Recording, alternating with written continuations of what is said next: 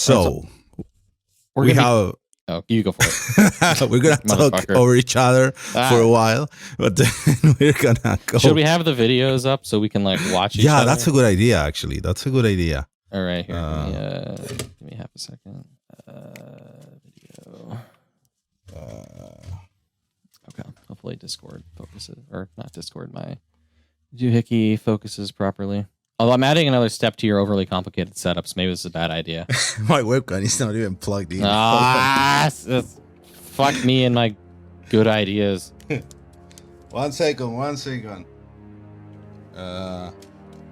Shit. 1 second.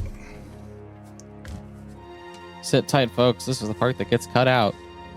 Unless Fernando puts it in the intro. Now that I said it, he probably will. I hope he's not actually listening to this part live. It's only going to be when he's going back in the recording, when he's editing it. He's going to hear this little spiel that I'm giving. And he's going to say, wow, Kyle is so fucking funny. I have to put this in the intro now. Or maybe I'm being too self-aware. Guess we'll find out in a few weeks.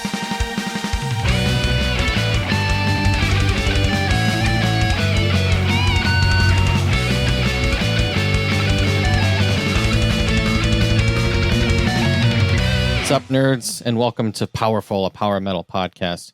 My name is Kyle, and I'll be your host today as we discuss some of the lovely power metal released in the first half of 2022.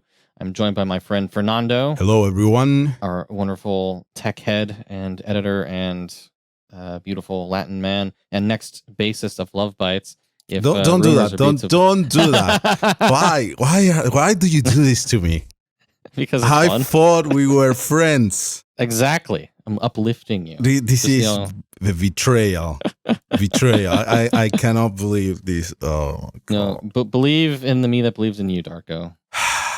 Don't spread lies. Well, I'm here to spread truth, and the truth being my opinion about power metal and related things. In this case, released in the early parts of 2022. I think solid year so far. I've had kind of a eclectic bit of pretty good stuff. We probably could have done one of these episodes several months ago, but here we are. So strap in. It's going to be a cool one. Yeah, for sure. So in the first half of 2022 so far, we've had a lot of pretty good stuff, kind of an eclectic collection of power metal releases I want to get into today. We already discussed Planeswalker's Tales of Magic, came out very early in the year. So we'll be skipping over that for now. Talked about them a lot. They're awesome. And we'll be diving into everything starting pretty much February onward till now. Probably could have done 2 of these episodes so far, but fuck it. Here we are. Strap on in. First up on the docket, we're going to just have some fun with it. We're going to go into Battle Beast's Circus of Doom. Now, for me personally, I'm not huge on the Battle Beast albums after Anton left. So I kind of had low expectations going in here. But I was very pleasantly surprised with this album. I listened to it and I was surprised too. Like it's weird. it's weird, right? But it finally works. Is for me how this happens. Like particularly the back half of this album from like Russian Roulette on. All the silliness, the poppiness, the power metal influences, it all starts to come together. And I think if this is where Battle Beast is going from now, I'm in. Let's do this. It's not just like shitty pop metal. It's good pop metal. Yeah, there's one thing that bothered me listening to the album, and I listened to it What's that? In full, which surprised me because I wasn't expecting to enjoy listening to it. But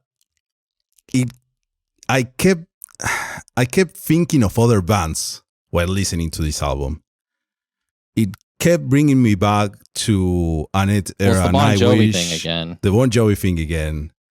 It made me think of Beast in Black too, of the last album on the general sound of it, but mainly the songwriting. There was a lot of Nightwish, early Nightwish or mid Nightwish, and That's good Nightwish though. Yeah, I know. It's the good Nightwish, but I wasn't every time I was thinking, I really do miss listening to Amaranth, or I really do miss listening to I Wish I Had an Angel. But instead of focusing on the album, and there was little things like this. There was also a couple songs that I couldn't quite put my finger on it, but they sound, I am sure they sound like some anime songs that I've heard.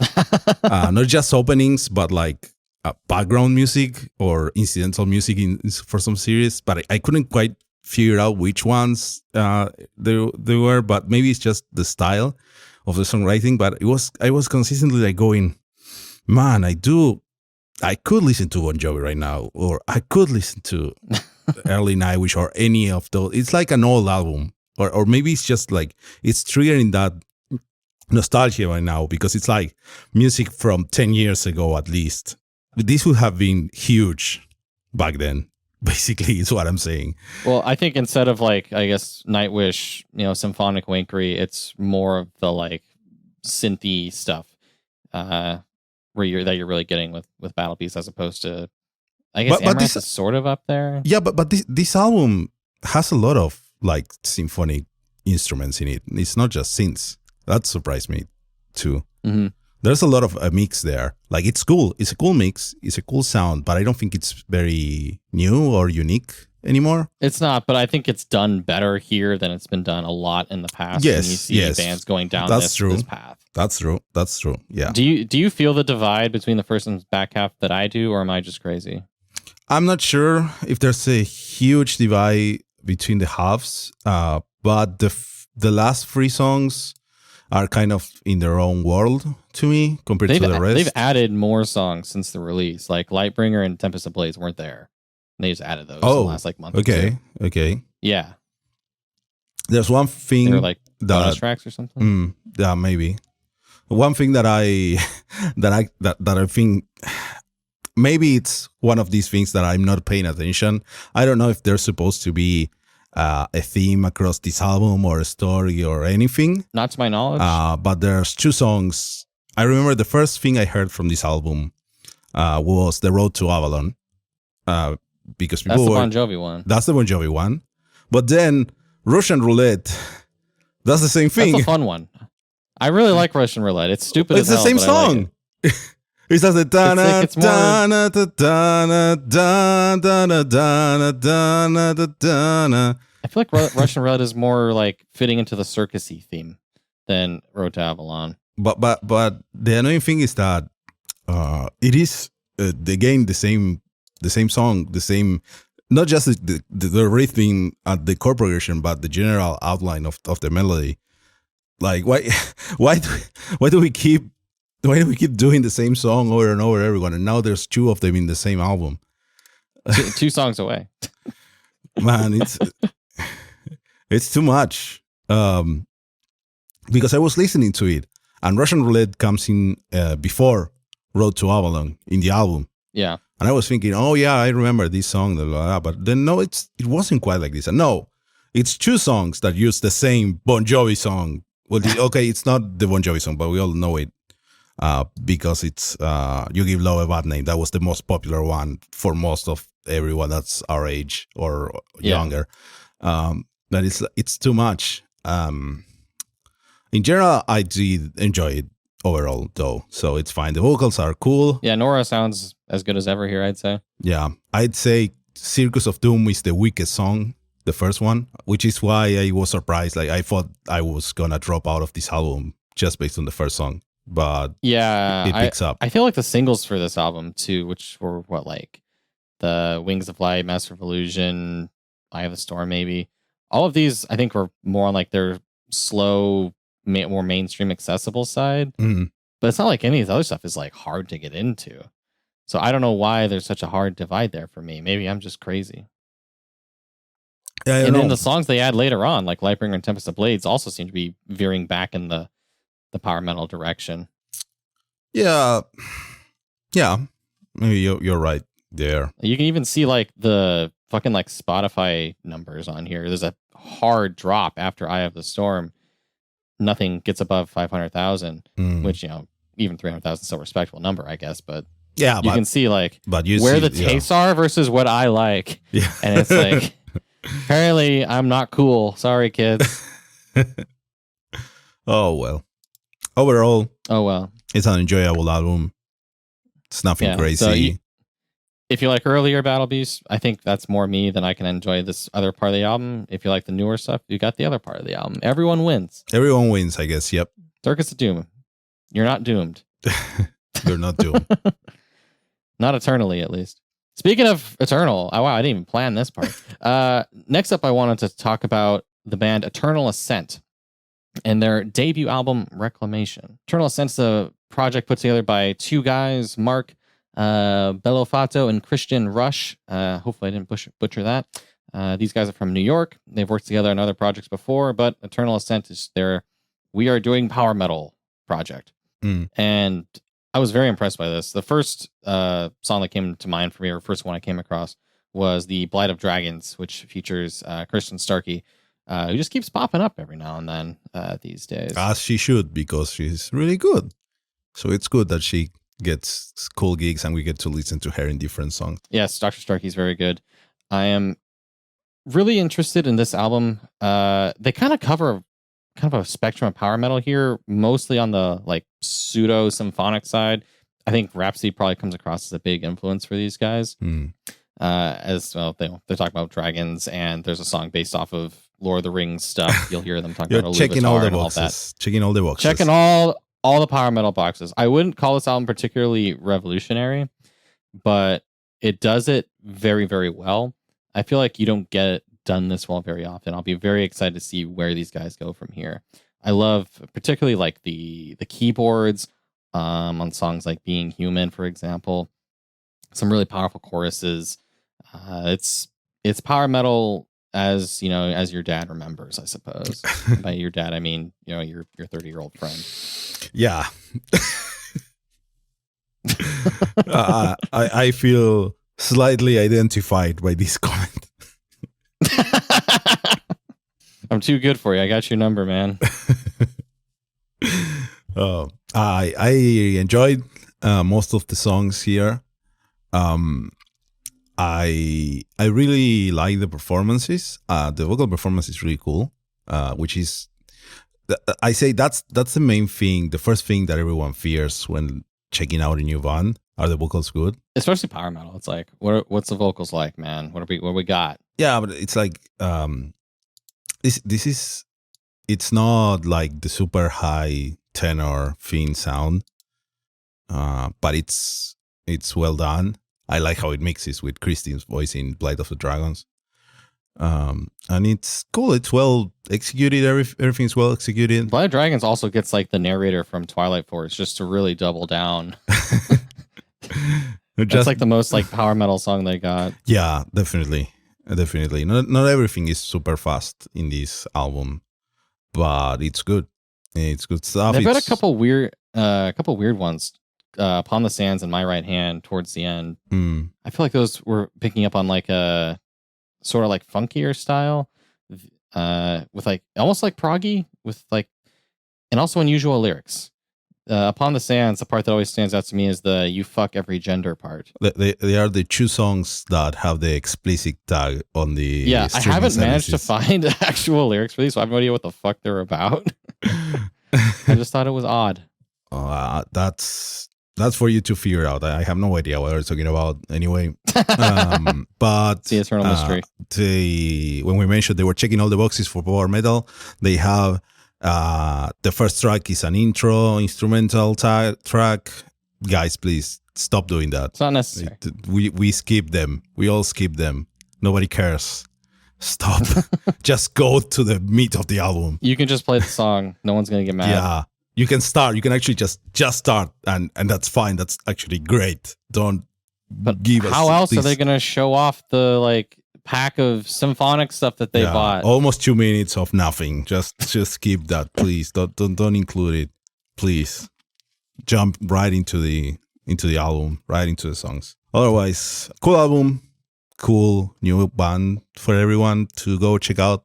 Go check it out. You might like at least 1-2 songs Probably two of them. And they're American. You don't get bands like this from America. Yeah, that's true. That's true. They're East Coast. I guess they're getting towards Europe. I guess. All right. What else? Well, we're going to get that bullshit out of the way. We're going to real talk right now. It's time to get dangerous with Geddon Dangerous, the actual debut album from our darling pals in Double Geddon. Man, can you believe the day has come and we actually got Geddon Dangerous? How long have we been waiting for this release? Like we were memeing 2 years, their EP. 3 years. No, we were memeing from like 2017 or 18. Yeah, it's but going on 4 years. No, but that's when because I don't know. I don't remember if we talked about this in the show. Like, if you're a listener and you have listened to our previous episodes, you probably heard us talking about Double Geddon. But they had only 2 songs, and we kept listening to it. And then one of our friends messaged them, sent them an email asking for stuff, like how if they were doing more things or whatever. And they told him, like, yeah, they were going to release Geddon Dangerous, the album, sometime. And I think that was in 2018. It's the best name for an album. Yeah. And it's finally here. Yeah, they released it on February 22nd of 2022, the most double day they could get. It was also a Tuesday, I'm pretty sure, because you need more Tuesdays. Perfect. So now that it's here, to actually talk about this album, it falls more into line of like your like new wave of traditional heavy metal, sort of USPM-y, more riffy style of music. Yeah. As opposed to like the very EUPM stuff we've been talking about so far. I'm sometimes traditional metal revival stuff can be kind of hit and miss for me, but I really dig Double Geddon. I don't know what it is about like the stupidity of the lyrics, the like dramatic nature of the riffs, where it all just clicks for me. Even having like the vocalist who sounds like they're really far away when they're recording and lots of echo on it sometimes annoys me, but it doesn't here. And I don't know how these guys do it. Maybe it's their godly powers or something. Yeah, it's probably that. It's really cool sounding. It's a very heavy metal sounding album, very traditional heavy metal sounding. But it doesn't sound like crap. Like, it's not, oh, we are emulating recording in a cassette. No, it sounds good. But it has that flavor of very kind of high mid-rangey, very echoey, a lot of reverb, screeching vocals, but nicely. They are not painful to listen to. It's actually really cool. It's not without sin though. This album. Impossible. So I gotta say, so much of a kind of fan I am of this. It gets a little samey by the halfway through the album, because it's like what you, if you listen to the previous 2 songs, Snakebeat, Skeleton, and I forgot the name of the other one. Fire Breathing Giant of the ICCs, I think. Yeah, it was something like that. I get the metal word. There's lots of metal words. A lot of metal, yeah, all of the metal words. So Fire Breathing Giant of the ICCs. Yeah. Nailed it. So if you listen to those, you probably won't find something super new in the album. You'll hear more of that. But if you stick it out, the last 3 tracks were my favorite. Yeah, same. They are the most entertaining ones, the more interesting ones. I love the riffs that the open up exploder on at the end. Yeah. That's super metal. Yeah, it's great shit. Pure metal through and through. Yeah, that's the thing. So do you want to listen? If you are in the mood to listen to like nice power metal, like you're looking at a play going on, this is not the album. This is the album for when you want those face-melting heavy metal riffs and that kind of vibe, when you just want to jump around and do a little mosh pit, even if you're like in the grocery store line to pay for your things. This is the album, and especially those last 3 tracks for me. Yeah, I love the double feature of Necromancer followed by Revenge of the Vampire. Yeah. Even just like the titles make me think, what the fuck happened here? Yeah. A unique bit of praise I want to put on Double Geddon that I don't think I've ever said with another band. They really know how to put the word fuck into their songs. Yeah. So they kill it with Snakebit Skeleton off their EP. Just the perfect motherfucker in the middle of that song, which then goes into the longer motherfucker. I can't sing. They do it again here, more subtly, but just as perfectly in Revenge of the Vampire. In the chorus, it says, I came to kill a lot, revenge. But towards the end, there's, I fucking came to kill. I came to kill. It's. I don't know how they do it, because like they don't overuse it, but when they do, it's so good. It's like when a TV show gets to say fuck like once a season, like some BoJack Horseman shit. You really got to use it properly. What's going on here. You have to use it well, and they do. It really hits you, even when you're not paying attention to the lyrics. That one sticks out every time. You notice it. You do notice it, and I think that means a lot. Yeah, indeed. If that doesn't just sum up the power of this band, I don't know what does. Yeah, so go find them. You can buy the album in Bandcamp. I think that's the best for supporting them. Probably. Bandcamp Friday. Coming up. Sometime. Always coming up. Always coming up. Always check if it's Bandcamp Friday, the week you're thinking of buying stuff. And it's better if you do it on that Friday. Yes, purchase heavy metal program, Double Geddon, used with audio playback device. Because they really stylized the album art to be very old school, which appropriate. Yeah, the album art is emulating a box of a tape, of an old tape, I think of a 2-track tape. My knowledge of ancient media for music distribution is a bit lacking right now. But yeah, I think it's if you can't do it, then I can't. You're older than me. So yeah, but this is like older than me. I didn't see this kind of tapes. This is like 70s style packaging. Yeah, maybe this is early 80s. Real heavy metal here. Yeah. If it's not, I think it's like a 2-track tape that should be. But you can go and look at it and correct us. So that's fine. What matters is that's really cool. The album art is like super cool. I really like it. I like the idea. I like how it's stylized and how that surrounding of an old box makes it look, ties it all together. And it really drives home how well stylized this is in general, how well finalized the album art is when you go to the merch and you see the shit that they put on the t-shirt, which is like the core drawing of the album art, which is the skull overlaid on a planet and on a whirlwind of space. And the version that's on the t-shirt is like the plain. I just opened Photoshop and overlaid 3 images. I just put it on a t-shirt and that's it, instead of working with any of the filters or anything. It looks so bad. It's like the worst band t-shirt I've seen in a long time. I bought it. A bunch of our friends bought it. So I'm gonna wear it to Car Power one of these days. And you can buy it. I have to. Yeah, and anyone can buy it. Just go and buy it if you like it. It's fine. But the difference between the album art and the t-shirt is like striking. It's like it's a fucking bootleg. Hey, that's kind of appropriate, for old school vibes. And they give you different colors, and you can get nicer cotton on TeePublic or whatever. So I'm down for that. Yeah. Actually, I don't know I think they are sold out because I don't see it anymore. Did they sell out? Oh, shit. Limited edition? I don't see the merch side. Yeah, I can see the merch on Bandcamp right now. It's not on Bandcamp, I don't think. Oh, they were selling it outside of it. Okay, yeah, and TeePublic. Okay, yeah. So, go and buy it. Just go and buy the stupid awful shirt.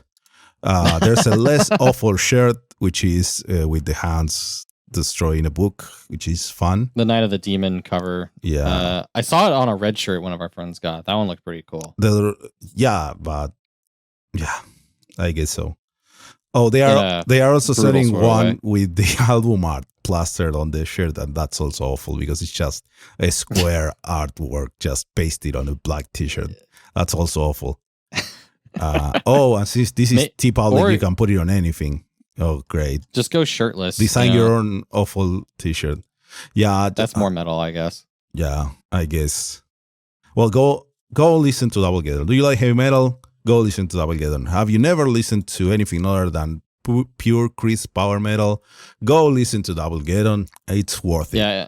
if you had to trick like a very new power metal fan into listening to something more old school, this would be a way to sucker them in, I think. Yeah, definitely. All right. Speaking of the most metal band on earth, we've also got a release from Lords of the Trident. They released their new album, The Offering, a few months ago. They also do like a cool promotion where it's like you sign up on their Patreon, you get the album early, which apparently did quite well for them. That's pretty cool. Mm-hmm. So The Offering is I believe a concept album following some fantasy story. You can watch the video on YouTube where they have like a dude in costume, like doing extra lore interludes. High effort coming from these guys. Mm-hmm. And I quite like this album. I think it's probably my favorite of Lords of the Trident. Normally, I feel like their studio stuff is like fine, but you know, like you're seeing Lords of the Trident for the live show and all the tomfoolery that happens at those things. Mm-hmm. Whereas this is like, I think it's the first album of theirs I've actually like gone back to multiple times.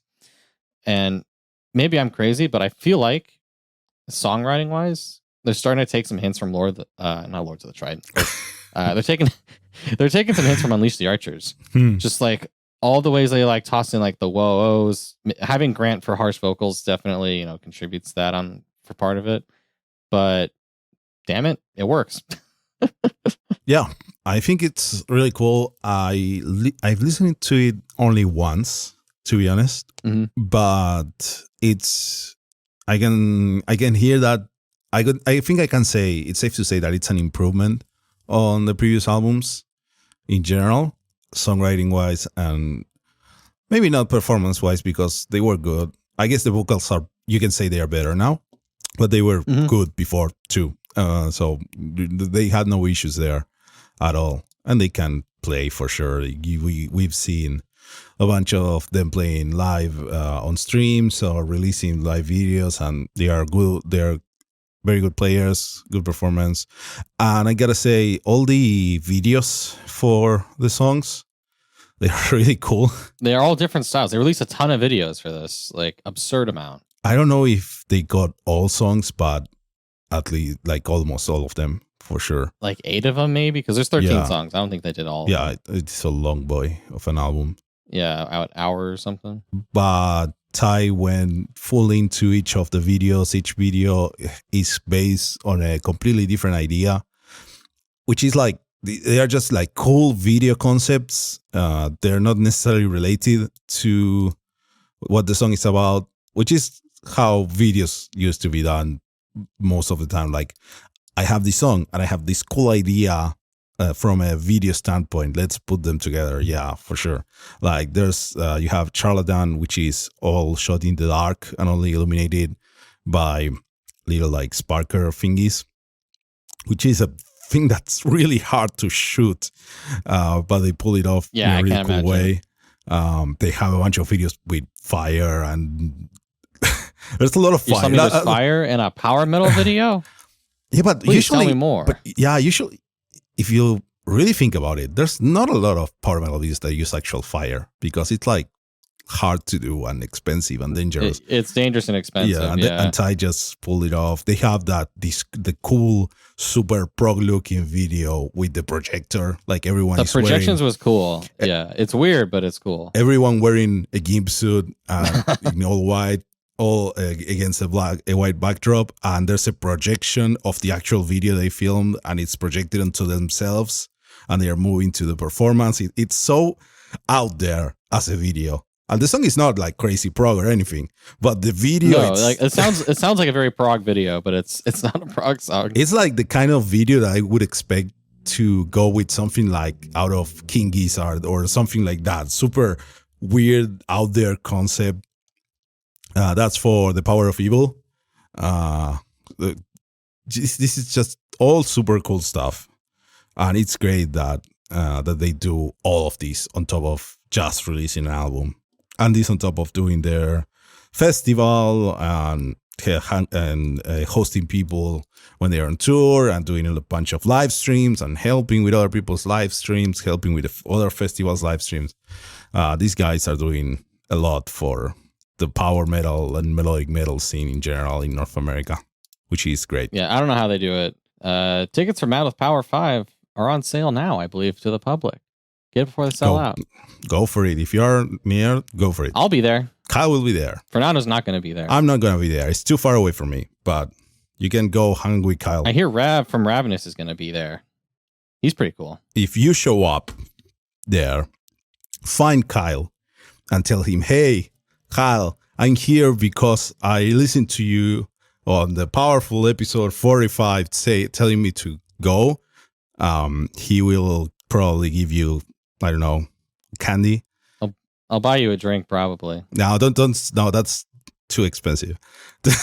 A lot of I am confident enough that not enough people will say they came because of me to make that worth if it. You do, have you seen the flight prices right now? It's We'll post a picture. You can take a picture with Kyle and we'll post it on Instagram for all our like 50 followers to see.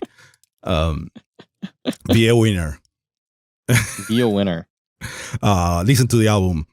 It's cool. And if you have trouble figuring out the story or you want to know more about it, there's a full movie style upload of the album. It's the album with commentary added to it. It's an hour long.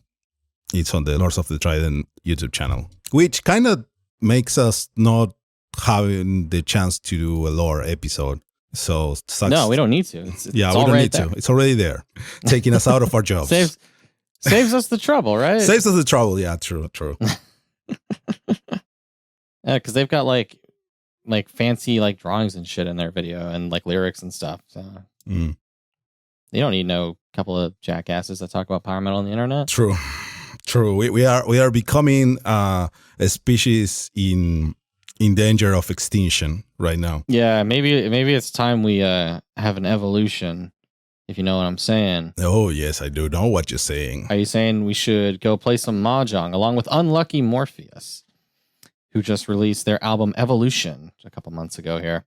Mm-hmm. Unlucky Morpheus being a power metal band from Japan who their thing recently is doing a lot of very violin-heavy songs, very violin-heavy melodies. Which they definitely continue on this particular album, Evolution.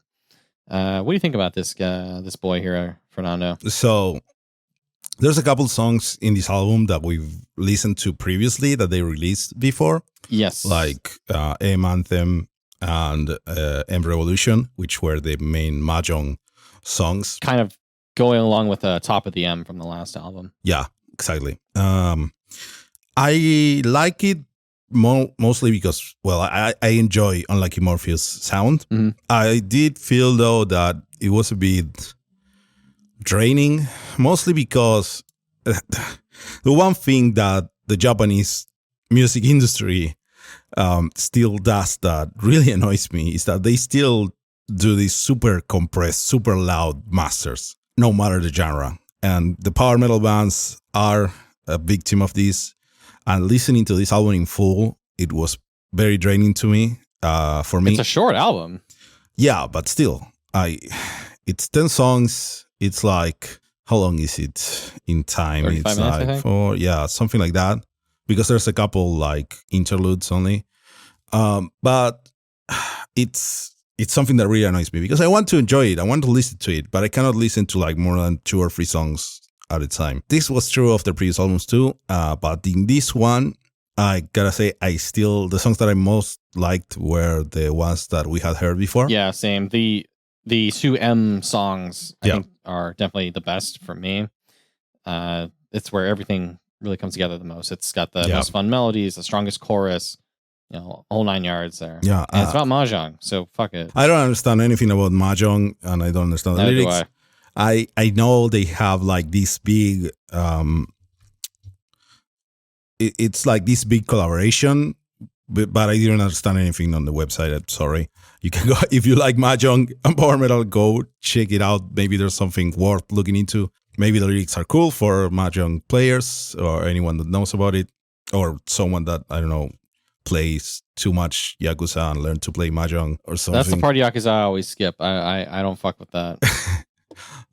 And if you've never listened to Unlucky Morpheus, give it a shot. I would say start with M Anthem. Yeah. Particularly because the video for that is in the JPM church. Indeed, it's one of the good ones. Those are the best videos. Those are the best videos. Angel of Salvation, Glory to the World. These are all fucking great. Mm-hmm. And, cannot fight this. And the other Unlucky Morpheus video, which the April Fool's video, where everyone is playing the wrong instruments. It was also done in the church. Yeah, that's fun. And that's fun. That's a lot of fun. So Unlucky Morpheus is a great band. The vocalist is great. The violin is Fuki, great. I believe. Fuki, yeah. And if you like M Anthem or if you like M Revolution, go check basically anything from them. You'll like most of anything you find. They did the cool Andre Matos tribute song. That's why their best song. A couple of years ago. It's a really good. It's a repurpose of the old Angra song Carry On, of course. Sure. But it's done tastefully to make a new song out of it and to pay tribute to him. It's really damn good. You can go listen to any of their albums. They are all pretty cool. And you like Unfinished was really good. We talked about it when it came out here in the show. Interesting thing about Evolution compared to Unfinished. Mm-hmm. Unfinished did a lot more of the harsh vocals, a lot heavier album, whereas this one super dials that back. I don't know if there's any harsh vocals on this album. I think they are getting all their harsh vocals in a different like outlet. They actually just released like a song today with that. They uploaded a song today that was pure harsh vocals. It's almost metalcore. Yeah, very interesting. But I think it was not. It's not technically under the Morpheus name. I think. Right, exactly. It's not like for this artist's name. It's Geddon from Unlucky Morpheus, which I think it's like one of them, or it's like it's this dude, the same people but doing different stuff. Yeah, which is always cool. Did you check out the song Amaryllis, the one right after M Anthem on this album?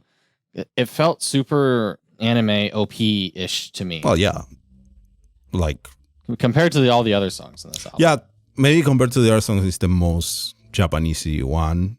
Yeah, maybe. I just expect it out of Unlucky Morpheus, so it doesn't really catch my eye, my ear like in other bands. Like if I hear Battle Beast and it sounds super anime, it surprises me because I'm not expecting it. But when I'm listening to Unlucky Morpheus, I do expect it. So it's like True. It just goes right through. What about Welcome to Valhalla? That was probably the weirdest song on the album. Mm. The like I don't know if I would call it a prog song, but it's almost like kind of swingy to it.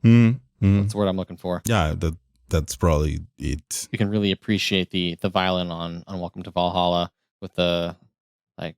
Yeah, it's the slower song with it's a more ambiency one. It's not full on guitar all the time. Yeah, if you're gonna have like your slower song on there, I appreciate it being kind of weird like this. Yeah. Because you gotta I guess take your foot off the gas sometimes maybe sometimes if you're a coward, but it works here. It does work. So yeah, it's a cool album. Go check it out, but also go check out other albums from them because you might find check out their Eurobeat collaboration that they did. That's like 10 years old, but it's still there. Oh, go for it. Yeah. But anyways. Let's move on to newer things that are to come. Super new things to come. And this is like the album I think we've been most looking forward to for years. It's up there. Yeah. Let's talk about Fellowship, their debut album. We got the boys, we got the fellows, the Saberlight Chronicles. Saberlight, cool sounding word. Totally not lightsaber backwards. With their explosion-y album art as they explode onto the scene. I've never been so thrilled to get an album promo from our like random ones that we get until I saw this one. It's like, oh, they signed up with Scarlet Records? Fuck yeah, we get Scarlet Records. Let's go. Yeah, definitely. We've been looking forward to this for a long time. For anyone 2 years pretty much. Yeah. Hopefully, if you have been listening to the show, you probably remember that we had Fellowship on an episode way back when we were trying out live streaming episodes with guests, and we had all of the band at the same time. We've learned a lot from that experience, not to do that again. It's too chaotic. That's one of my favorite episodes. It was so wild. It was so wild. Maybe too wild. It was unsustainable. But we learned a lot about them back then. They only had 3 songs out and 1 cover. They released 1 more song since then, which I'm sure we talked about a lot, which is Glory Days. And now a full album is coming. Their full debut album, it's coming. It includes these 4 tracks that have been released so far. And we get like 8 new tracks on top of that. Yeah, there's a lot of tracks on this album, like 13? 12. And none of them are interludes? No. Thank fucking God. No silly intros, no silly interludes, no time wasted, I would like to say. For sure. This album, I think their style in general, I would say, is this very happy, very uplifting sounding power metal. Definitely Euro style. Does a good job combining the like twinkly keyboardy stuff that you get out of like I think Twilight Force is probably their biggest inspiration. But it doesn't neglect the guitars. Twilight Force with guitars is probably the cheapest way to describe these guys. But it goes further than that. I really love we talked about it before, but we love Matt Corey's vocals. Yeah. This dude has an absurd range, such a warm, delicious, comforting sound. This whole album has a warmth to it. It's super welcoming. And I think the first song on the album, Until the Fires Die, one of my favorites for sure, really captures that vibe of, hey, let's sit around the fire. Let's have a good time. Everyone's welcome. Metal is for everyone. That's one might say. Everything is super catchy. Everything is, all the solos are super shreddy. It's all super twinkly. The album opens with this, like, is it a xylophone or something similar to a xylophone? Just why not? We're having a fucking jolly good time here. Yeah, it's like a toy piano maybe, because it doesn't sound like super crisp, but it's really cool. It morphs into the whole song, and as you say, it's super welcoming. And it just opens really nice, even for us that like we have a stupidly high expectation.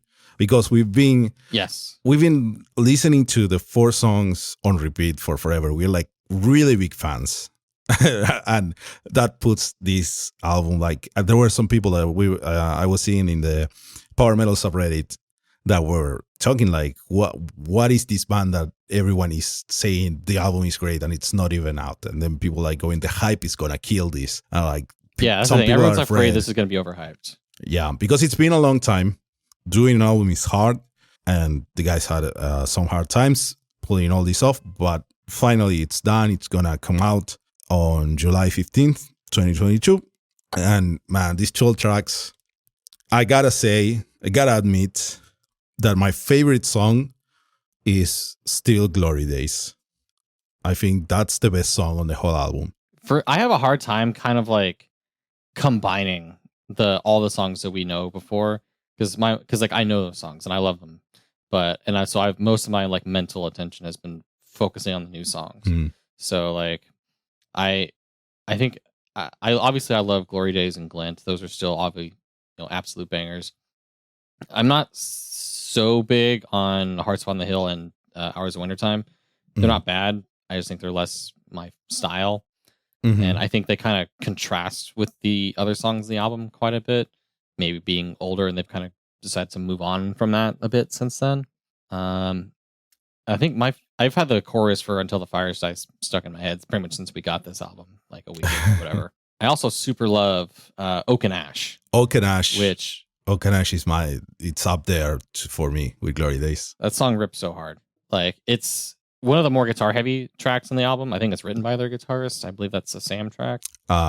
Yes, I think it's a Sam track. Some of the riffing gives me Dragon Force vibes, but then it's also got this like super nice chorus that also like, it's not like I guess you could call this a concept album because like certain things kind of tie back into each other. This one most noticeably ties into Glint, everybody's favorite, with the, wanting someone to tell him that he's worthy. But then in Glint, a few songs later, it's like, no, he's always been worthy. And it's like, ah, Yeah, they even do they do the same phrase, the melodic phrase as well, but it's in a different context. It's put in a different context, and it like retroactively fits back into Glint. And I think Glint was done before. They never did. They have this planned, or did they just retroactively make it work? I'm not sure. Is this like the Better Call Saul of Fellowship, man? Like, I don't fucking know. I'm not sure right now about that. We'll find out. We'll find out. We'll find out soon enough. We have to ask the guys, get it from the source. But anyways, it's like these songs that we have been listening for so long, and we know a lot of people that have, they are like gaining a new life in this new context thanks to this. Yeah, you have this song is already great, and then it also makes Glint even better. That's how you got something good. Yeah, exactly. Yeah, and really, I really like it. I think this is the other top track. I personally prefer Glory Days, but Okanash, it's just right up there. It's just amazing. This one comes right after Glory Days. You're doubling down on your best tracks here. Yeah, that's just the thing. And this, the fact that I'm saying this, like, oh, Glory Days is the best song, that means the new ones are not as good at that.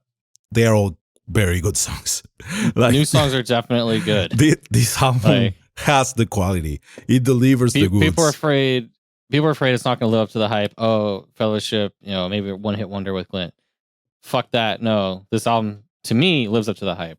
This is, if I was going to make power metal, it would probably sound like this. Like, I love this shit. Yeah, definitely. And there's, so this is interesting. This is something that I noticed while listening to it. You can tell there's two main songwriting voices now in this album, because the songs that were written by Sam, the guitar player, they are distinctly anime. You can tell them apart, because the ones that have all that anime power, you can hear the credits going through and the protagonist running with the toast in their mouth and into adventure, and everyone starts fighting, and then the faces are Atlas is noticeable. I think that's the second song. Yeah, Atlas it's a lot of that, but it's also brought a bunch of other songs, and then you can tell, oh, those are the ones that Sam mostly wrote. Then you have more songs by Cal, and you have one song written by Matt too. Yeah, the one song by Matt. This is an interesting one. I really like this one. This is the Saint Beyond the River. It really kind of you can tell that the vocalist wrote this song, because it opens up with him like flexing on the chorus. Yeah. And they do the chorus so many times in this, but it's super catchy, and it's like, this is up there with like, if I was to discount all of the previous songs and just look at the new ones, which you probably shouldn't do, but here we are. My favorite ones be Till the Fires Die, Okanash, and then The Saint Beyond the River. Yeah. How do you feel about this one? I really like the Saint Beyond the River. It's one of the hooks that really got burnt into my brain just from one listen. It's really, really cool. I liked Silhouette too. Yeah, Ballad is Silhouette, which I guess I'm not a huge ballad guy. Yeah. And this one, Silhouette, I would say is acceptable, but I don't love it. I think it's a good song, but I can foresee a lot of people going like, oh, the ballad is not great. Yeah. That's fine. Yeah, that's fine. You're going to get that. If that song is not for you, that's fine. You have plenty around that. Yeah. It's not like, oh, it's wasting a slot on the roster. Like, fuck you. There's 13 songs or whatever on this album. Like, it's over an hour. You got plenty of material here that goes fast. Yeah, and it's over an hour. Almost every other song. To get it to over an hour, it has a long boy song at the end. It's not that long. I don't think it makes it to our long songs playlist. It's 9.5 minutes, I think. Yeah, it's not quite there. But it's the now mandatory power metal long song at the end, Long So Closer. I don't know how we got here, but I've seen it like this. This started happening like the past 4 years only. It's been happening for 30 years. What are you talking about? There's not that many albums that have this stupidly long song at the end. Look at like Rhapsody and their fucking gargoyle. No, well, but Rhapsody has like 2 songs besides the long one in those albums. Like that doesn't count. Or like Blind Guardian, like, and then there was Silence. That's 20 years ago. Is it that long on the album? Isn't it only long in the live version? No, the album version's like 14 minutes. Okay, that's fine. We have it. We have Avalon. It's a cool song. I don't think it's the strongest one, as I said, but it's good. I like the chorus and pre-chorus, and also like the extra outro they do on Avalon. I don't think it's the strongest. I think being like their first crack at a long song, they probably struggled with that one. I think it falls into some of the traps of long songs of like verses feeling kind of drawn out, not evolving enough over time. But it's not like a bad long song. I wouldn't put it on that. Oh, it's not. It's not bad.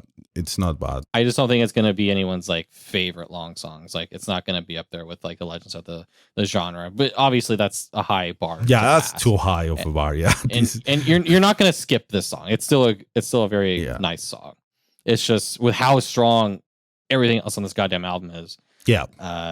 It's like, oh, this is only an 8 out of 10, fucking trash. Yeah, because like think about it this way, like we mentioned, Until the Fires Die is this warm introduction. It's like inviting you in to join on, listen to the songs, get into the music, get into the band. It's almost cozy. It's not bad, metaphors. It's a cozy album. And then I love cozy. We go to Atlas. Atlas is just an anime opening. That's what it is, and it's great. It hypes you up. And then we have Glory Days, which is this super That's extra hype. A pull on your nostalgia if you have it. Like it's like it makes you think of the good old Glory Days. Probably even if you aren't as old as I am. Which I guess to call attention to Matt's lyrics on this album, like it's your typical like power metal themes of like believing in yourself. The you that believes in you. It's uplifting, but it also explores these like. How often do you have a power metal album that talks about like releasing your anxieties and all of that? Yeah. I think that's Oak and Ash. Questioning like the whole like, am I worthy? Follow up by I've always been worthy. Just all these extra little like poetic touches that Matt does. I really like the lyrics in Still Enough. I feel like that song is decent musically, but lyrically, it's one of my favorites. I don't know if you dived into that at all. I tried to be a good boy and I read the lyrics along when I did my first listen, but I didn't do it again yet. So I'm not I'm not sure about the details of any of them.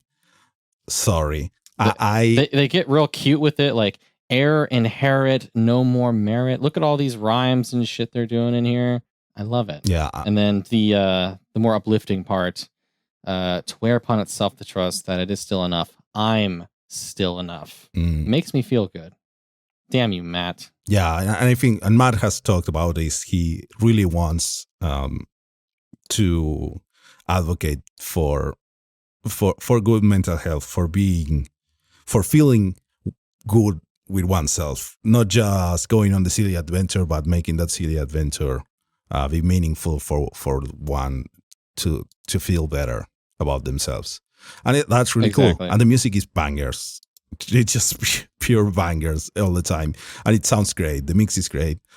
For anyone that's a fan already, that has listened to the songs a lot, and that's wondering, the songs that were released sound the same. It's the same songs. They are just repackaged into an album, because when you sign, the metal world still worships the album. Yeah. Not just labels. It's like, most of the audience still goes like, oh, if you don't have an album, you're not a real band, which is dumb. Please stop doing that. They're a real band now. Yeah, so they have been signed to Scarlet Records.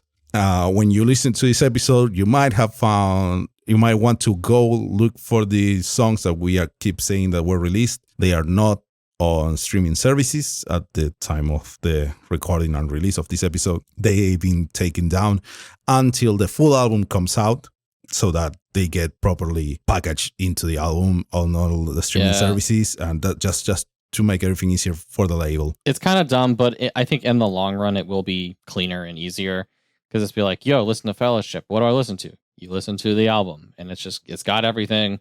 Also, there's a Lion King cover because fuck it. Oh yeah, they had that Lion King. I don't like it. I never liked it. I don't think it's good, but it helped them get on the map, so that's perfectly fine. Yeah, that it's one, not on the album, so there you go. Yeah, that one was not taken out, but the songs on the album between now and July 15th, 2022, when the album comes out, they are not on streaming services, but the videos that they make for Glint and their upload, I think they had an upload of the other two songs on YouTube. They remain there, so you can still go listen to them on YouTube. If you have not bought them off Bandcamp, they are also removed from Bandcamp.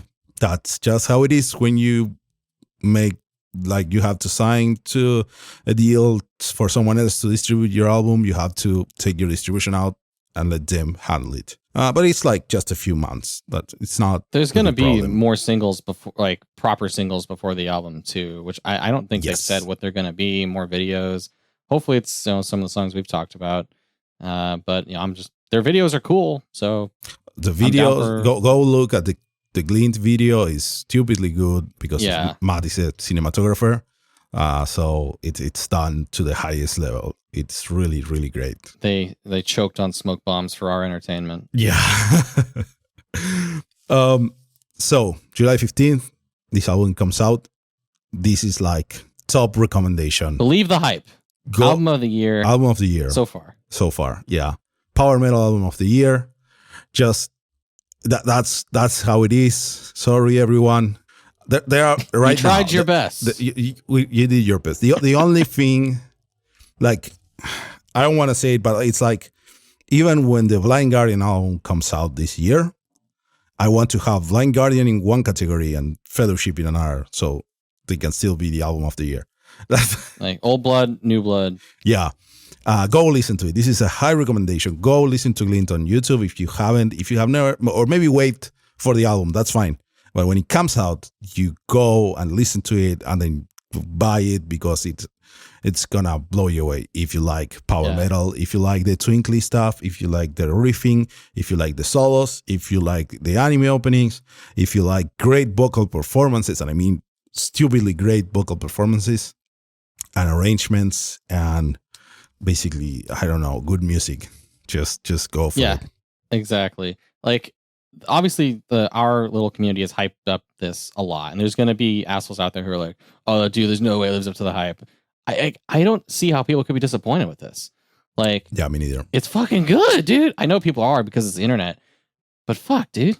Yeah, I like. It's good. This is a good album. If we had heard this album, this promo for the first time today, I would be blown away. Like, how is this album so good? What the fuck?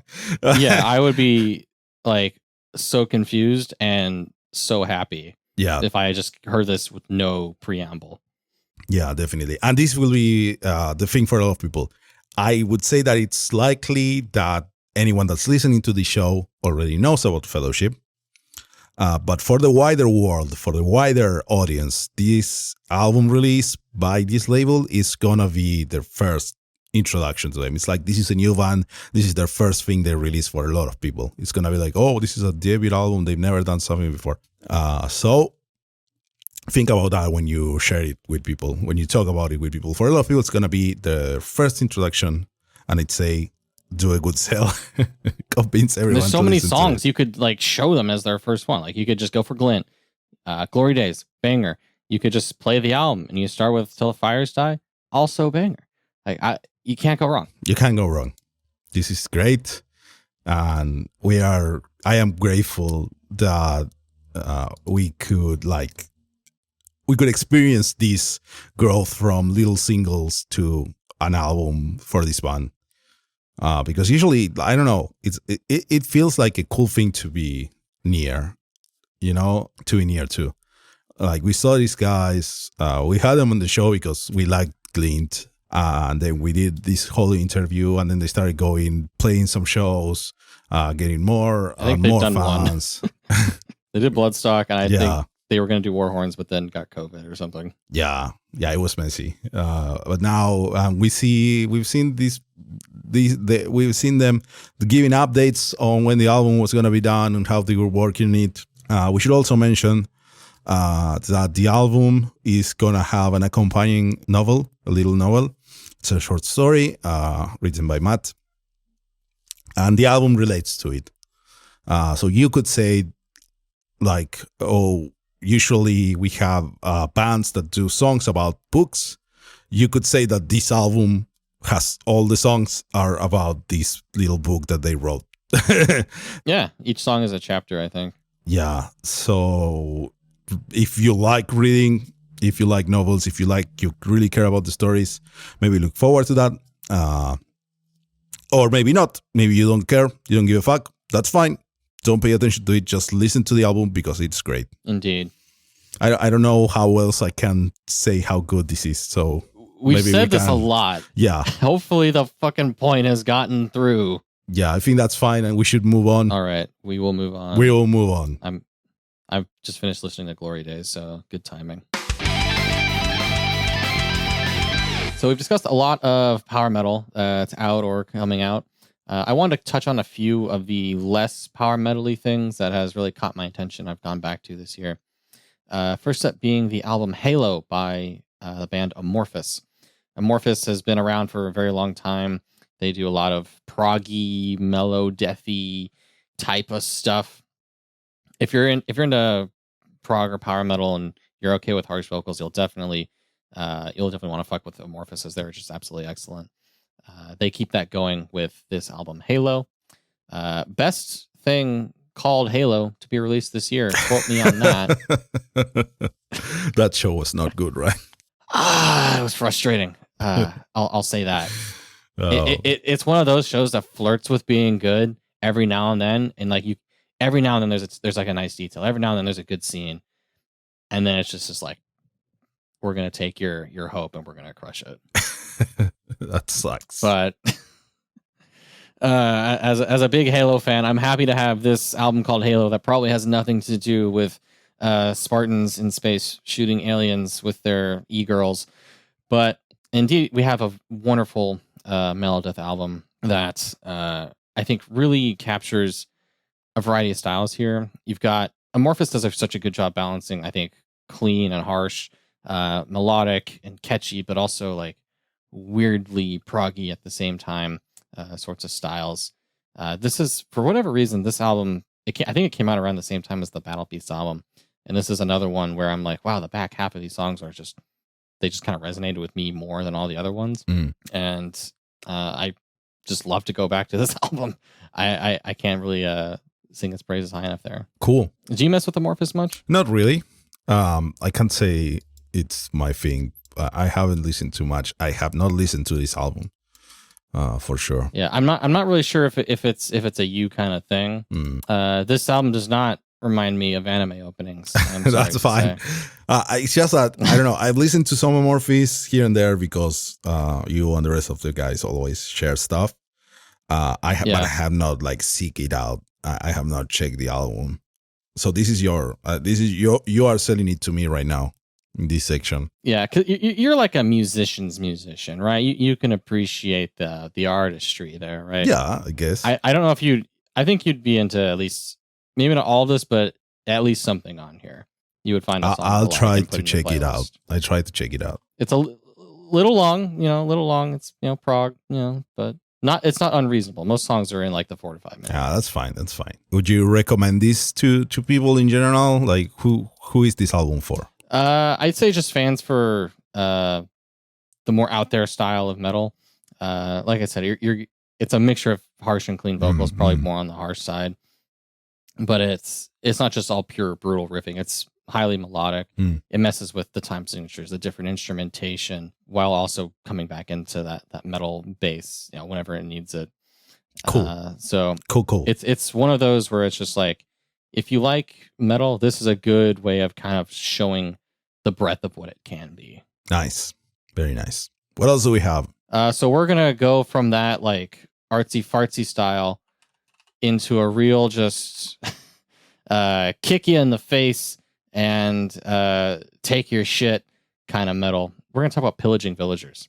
This was a punk / like thrash metal / folk project done by, I think, some dude from Wisconsin. This is a self-titled debut, and this album is hella fun, as the kids might say. It riffs hard, it riffs fast. It's got a lot of folk stuff in it. It feels like you're a bunch of villagers who are angry and pissed off at rich people, and you want to grab your pitchfork and your like violin or whatever, and you want to just go and you want to fuck shit up.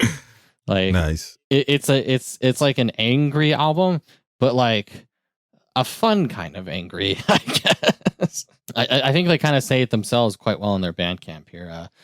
Merging the punk influence aggressiveness of crossover thrash with the Celtic melodies of folk metal, the quote peasant metal unquote of Pillaging Villagers takes the listener on a journey to a medieval world of pitchfork wielding rebellion, where songs of victory and sorrow alike are belted out with tankards raised high. Unite against the right with pitchforks high and voices to the sky. Hashtag Antifa. That's actually in their Bandcamp. Nice. Man, this is a fun album. It's really sick. Cool. It sounds exactly like the words I just spoke. That's great. They have songs called Burn the Monastery, Smash the Factory, Crush the Enemy, Freedom is Ours. You know, it's what it says on the tin, and you're going to have a good time with this album. I don't care who you are, unless you're really rich, maybe. But did you check this one out? No, I haven't listened to any of these non-power metal albums you're talking about, so I am a passenger for this little section for now. Okay, well, as my passenger, I'm going to take you on one more ride. We went from artsy fartsy to brutal mayhem, and now we're going to get really nerdy with it. Ooh. We're going to get really nerdy with Nekonomicon, which is, might be the best album name that I've got this year. I have now a mental image of what this album art looks like and what it should sound like, and I wonder if it's correct just based on the name. It's album art is a purple cat Cthulhu. Perfect. Monster. Exactly. Yes. As like a demon with like green fire and lightning behind it. This is perfect. Perfect art. Oh my, this is so cute. What the fuck? Yeah. So Nekonomicon is a very strange project. It's put together mostly by I believe his name is Andre, who does the YouTube channel Pagefire. He does like fun metal YouTube videos. His like how to do power metal one is pretty cool. I recommend that one. It's funny. Along with the vocals done by Kylie Brielle. So in my personal like albums as I've listened to this year notes, I called this Mellow Death with a question mark at the end. Ooh. As it is largely like more brutal with harsh vocals. But I think he calls it in his YouTube videos Nintendo Core. Yes, the old Nintendo Core. Because most everything is video game themes. The opening song that kind of was the genesis of this project is called "Those Creatures from Ganon Are Pretty Bad," a lovely reference to the old Zelda rap commercial. And that song in particular goes the hardest on like including video game sounds and shit. It has like fucking Yoshi's voice in it at points, like mixed into the music. So cool. Lots of that's one that goes heaviest on the video game stuff. The other stuff is more quote unquote straightforward mellow death, but it definitely pulls references to video game things, either musically or lyrically. One of my favorites is the song "One Winged Angel of Death," harping on One Winged Angel from Final Fantasy, which just it kind of quotes the actual song just a little bit here and there, but it still maintains its own identity. And has like a really upbeat, clean vocal chorus in there as well. So you can get a variety of stuff out of there. Nice. My personal favorite song, the one I think is the most fun, is the song "Speed Running from My Problems," which is hilarious. This is like a super upbeat, fun song. The lyrics are really clever and cool. Just the way they reference like speed running words. For example, there is using all the strats, hitting critical attacks. I like those odds from the random number gods. I'm a hellhound flying quickly out of bounds on the speed of light, thunder in the night. So very, it's metal, but also speed running. That's good. That's good lyrics. And skipping dungeons fast, water temple gets a pass. Those invisible walls are much more tempting to break. I love this stuff. Nice. Like it's a super fun. They have a song about this horrible pink monster that consumes everything called Cursed Kirby. Great. Yeah, but I had no idea this like was a thing that existed until like it was already out. I'm like, hold the fucking phone. This is sick. Yeah, this is. I'm really interested in this. I'm gonna give it a spin or two or a lot. Yeah, I think of the like non-power metal ones that I've gone over here, I think you'd like this one the best. We'll check it out. All right, they have other songs that aren't on their that aren't on this album on their YouTube channel. There's like an 80s rock song based off of Yakuza. That's a fun one to have on there too. I think they want to keep songs more stylistically consistent for this album. Cool. I'll check it out. So a lot of cool stuff coming out so far. And on top of that, we're right on the verge of like even more cool stuff coming out. Like when summer gets going, there's so much good stuff coming out this summer. Some of it is like I didn't even expect to happen this year. Right. So let's get into upcoming releases. And these are real. These are real. These aren't just saying like, oh, maybe it'll happen. These are all real confirmed release dates. Except one. I think one it's not really confirmed. One's close. One's close. We'll start with the one that we have to start with. We're going to go in reverse chronological order here. Blind Guardian, they have finally properly announced their next album called The God Machine, which allegedly comes out on September 2nd. I couldn't find a hard confirmation for that date, but it sounds right. Yeah. We know it's in September. They have said as much. They have publicly posted, it's coming out in September. We have the album art, which too... It's very Evangelion. Everyone, all of us immediately thought of Evangelion looking at the album art, even though it's not. It's like nothing to do with it. It's like a Neil Gaiman thing, I think. Yeah, it has nothing to do with it. But it looks so... Oh, man, we're just a bunch of weebs. That's the problem. Everyone we know thought of Evangelion. I saw posts going around in social media in different power metal groups addressing it, like saying, "Oh, everyone is mentioning this is based on Evangelion, but it's not. It's blah blah blah blah blah blah blah." So it's not just us; it's people in the wider community. It's really cool art. It's not Evangelion, but it kind of looks like it. It super stands out from other Blind Guardian. Definitely, like the black, white, and red. Yeah, which I love that color scheme. Yeah, but it's cool. It's cool that they are going in a different direction. I think we had already reached a point where we were all a bit tired of the same style of album art, especially after they did all the remade artwork for the re-releases of their albums with Felipe Machado Franco. Mm-hmm. They were all kind of samey in a way. We got into a saturation of that style, of the two main colors, the two main complementary colors and everything being mixed and the dragon there, blah, blah. This is completely different. It goes a totally different direction. And it's really, really cool. It's the kind of thing that you would say, hey, I could really get that and like hang it on my wall. Yeah, I'd buy that shirt. Maybe. Since the last like proper powerful episode, we've had another single, which is Secrets of the American Gods, which I think is a pretty cool song. It's maybe not what people expected from this, given how much they've been like saying, oh, we're going to do mostly speedier, riffier stuff on this album. And this is definitely a slower, kind of sounds like it would maybe fit on like a Red Mirror type of album. I think for this like newer style Blind Guardian song, it's still pretty cool. And especially when it picks up towards the end, it sounds to me pretty fucking epic. And I am just a simp for Ansi and Andre and all that. I think it's a cool song. I still prefer the other ones. Sure, yeah. The other ones are more my jam. I don't think I would seek out this song a lot after I listen to the album, but it's not bad. Yeah, it might make for a good like break on the album. Yeah, probably. So far, still feeling really good about the album. Like it's probably gonna be really great. Yeah. So they're gonna have another single called "Blood of the Elves" just a couple days after we're recording this. Future us will probably record a slight addendum to this episode and insert it right here.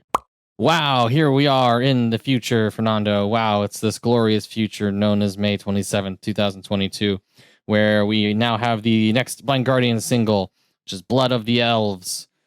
How do you feel about this particular single, Fernando? It's amazing. I first of all, I can't believe how easy we traveled in time during this episode. Right? We have achieved great things in this week. I just realized something. This song is about Ciri from The Witcher, who is known as the Lady of Space and Time, and she travels through time and realms and everything. So it's appropriate that we just kind of did this here. Wow. I didn't even realize that at this exact moment. Yeah, we wouldn't have been able to plan this better. Amazing. We are the best, clearly. We are the best at this kind of thing. And you know who else is the best? Blind Guardian. Blind Guardian. They make really good songs, like this one. Yeah. I like this song as much as I like the other two ones that we got. That Secrets of the American Gods and Deliver Us from Evil. Mm-hmm. I still think that Violent Shadows is a better song for me. I need to hear the studio version of Violent Shadows. I don't think it's gonna be that different, to be honest. Just it will sound more polished. I think it's just performance wise and polish wise what it's gonna sound like. I'm just curious. I want to have everything even playing field. I don't think a live stream is quite the same battleground here. I guess not, but just going by the general vibe of the songs. That's my favorite. I like this one though. We are still firm on the Blind Guardian is going back to an older, harsher sound and style, definitely faster style, and more. Some people are saying more thrashy. It's more heavy metal. I don't know. It's more old Blind Guardian rather than newer Blind Guardian, and it's pretty cool. Honestly, it has this quality to it that for a second I was thinking, what if this song came out and it wasn't by Blind Guardian? Would we all like it anyways? But then immediately I got snapped back by how well arranged all the vocal layers are. Yeah. And how well the lead guitars go around it and complement it. And it's this is just good quality stuff. It's not some crazy dude just going, no. Yeah, the vocal layers in particular, during the chorus, are just gorgeous. Hansi's the best at this shit. I don't know how he does it, but I adore the chorus of this song. It has so much energy.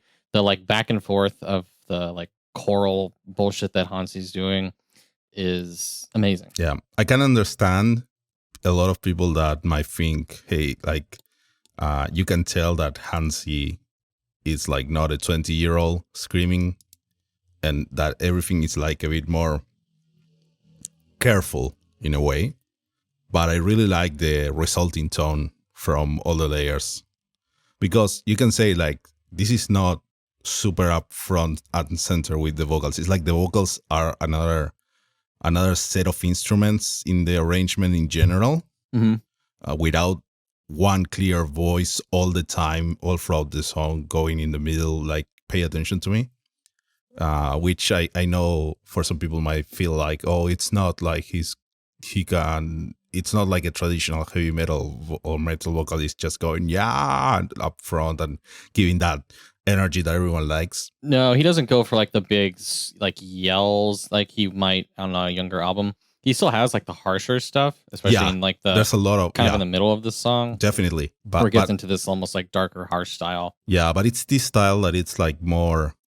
I don't know how to say it. It envelopes you with this big texture instead of being the one dude that is the hero singing. And I really like it. And I really like the different moods, not different moods, but the different colors that the vocals go through.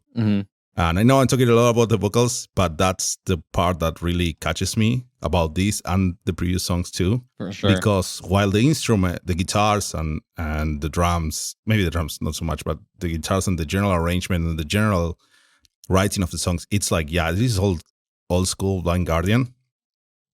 All the vocals feel way more refined. It's an evolution from old style Blind Guardian. I love the riffing style that Andre has in this too, not to take away from all the vocals there too. Oh yeah, for sure. It definitely does kind of remind me of that older Blind Guardian style. and it feels just so much more evolved than like your average run of the mill power metal that you get these days. And it just kind of reminds you, like, yeah, these are the guys who wrote the book and are still just pretty much the best 30 years later. Yeah. I love the way the guitar like melody kind of picks up towards the end of the song. The Yeah. it just adds this extra intensity that to close the song out. Yeah. They did something kind of similar with Secrets of the American Gods. I guess it's just a flourish they're going for here. Yeah, and that's really cool that you mentioned it that way, because that's one thing that I think it's still very particularly Blind Guardian, which is the style of lead guitar. Nobody does guitars like Andre. I don't get it. Yeah, and it's not just how they are written and how they are arranged with all the harmonies and everything, but there's a thing that I feel has been going out of style in metal in general in the past, I don't know, however years. I'm gonna say a number and someone's gonna say, no, but this band does that. But it's like, I don't know, 10, 15 years, which is the wah effect, which is like just said, just going wah, wah, wah. And they keep doing it. Are they doing it in a really tasteful way? It's not like the complete abuse that we've known from Metallica and other bands, but it's like it makes for this very nice and very recognizable guitar texture. Also, it's a bit like a very particular tone. Like Blind Guardian guitars still have that distinctly high-end shrilly tone, but that's not really annoying. It's just like, I don't know, you hear it and it's like, I don't even need to hear the vocals to realize that, oh, this is a Blind Guardian song, even though it's the first time that I listen to it and I don't know, which is really cool. It's really cool that there's still have a very strong identity here after all this time and after such a long time between new songs. Yeah. God damn, it's been 7.5 years almost since the last real album that they did. Yeah, it's a lot. It's also interesting. This is something that is besides the song, but it caught my attention that when I was looking to listen to the song today, it's released as a single, but it has 3 songs in it. Like it's combined with the other singles. Yeah, exactly. So, and they've released it with the album art, like from the actual album. It's like the baby version of the album is just like right here. Yeah. It's like an old school single with the full version of Secrets of the American Gods with like a longer intro. Yeah, I feel like this is a cool way to release singles, because it's like the old way where you were forced basically in the old days to release more than one song with your single. Because you're buying like a little record with many because if you it. did a vinyl single, you still had 2 sides to that record, so you better fill it up. A-side, B-side. Yeah, exactly. That's where the term for every kid listening, that's where the term B-side comes from. You would be wasting the B-side of your vinyl if you didn't release a B-side to your main single, like that little song in the shadow, that Player 2, that Luigi to your Mario, basically. That's a good analogy. And that evolved into CDs, because even in the CD era, singles were still being released, and they would come with 2 songs or 3 songs. And this one has 3 songs. They did not include Violent Shadows, which I guess makes sense because it was not released. It's technically not like the studio release. As you said, the studio version was not released, only the live version, which is fine that it's separate. It's a different vibe and everything. And this is cool. It's cool. The album art is cool. I think we talked about it in the main episode in the past that you just listened to some minutes ago. But it's very cool. Part of me wishes they had like a unique artwork for this single if they did something with but artwork is... But oh well. I don't know. It's hard. It's like asking a lot sometimes, I feel. Because someone has to do that artwork to be worth it. Did you see that they like are including a bunch of other artwork in the like special edition of this album? Oh no, I did not see that. I want to say it's more of the like angel artwork by that dude. But, well, because he that dude did a whole book, I think. It's a whole series, yeah. Yeah. And they just licensed it. Yeah, which is really cool. I think in the past I might have mentioned it's like a Neil Gaiman thing. That is wrong. Bad Kyle. Bad Kyle. That's wrong. This is from, let's get the name right. So the album art, this is a piece from the Angelarium. The Encyclopedia of Angels. a series created by Peter Moorbacher. Right, and this the actual piece in the album art for the God Machine is from the collection within it, which is The Watchers. I don't know if that's relevant for anyone for anything. But Gardiel, Angel of War. Man, this is really cool. All the art. This dude has sick artwork. It's amazing. So you should I definitely check it out. If you just Google Angelarium, it's really cool. You get the main site and you can go through it. This is great stuff. Great stuff. So, Kyle. Yes. This song. Yes. Do you like it more than the other two songs? What's your favorite? Well, because I generally have a preference for fast stuff. I guess I would put it above Secrets of the American Gods, even though I do quite like that song. It's similar to Deliver Us from Evil for me. I might like it a bit better. I think I'll have to sit on it a bit longer. I could be biased with the subject matter of it. I care more about The Witcher than I do The Crucible. My high school English teacher can sue me over that, I guess. But that's my personal feelings about that so far. Right, because this is about the first book of the Witcher series, right? Sort of. The Witcher series is confusing in that it starts with 2 short story collections, and then it gets into like a series of 5 like novels that are called the Saga. And this is the first of those Saga novels, so it's technically like the 3rd book chronologically, but the first of this like proper series, quote unquote. Okay. Yeah, it's confusing. Great. Perfect. Basically, it's the book that it's adapting is called Blood of Elves. That's very convenient. It's the part of the story where Geralt has adopted Ciri and brought her to Kaer Morhen to train with the Witchers. They are very bad at raising this young woman, and she also starts exhibiting weird magical bullshit. Geralt's friend Triss comes by and is like, yo, you'll fucking suck at this. And more creepy magic shit starts happening, and they're like, whoa, this is some serious shit. And that's kind of what this song is getting at here. It also kind of hints at other random bits of witcheriness, like Geralt's like line of morality. The very end of the song is kind of hinting at like the conversation that Geralt has with Death at the memorial of Sodden Hill. But that's just more fun lore stuff for you. I see. Cool. I don't know anything about any of these. I've never played any of these games. I haven't seen the show. I haven't read any books. In one of the interviews Hansi did about this album, he mentioned that he hasn't played the games or watched the show. He's just read the books. So this is a pure bit of adaptation here. And I like it better than the season 2 of The Witcher TV show, which is also based off of this book and is less faithful. Wow.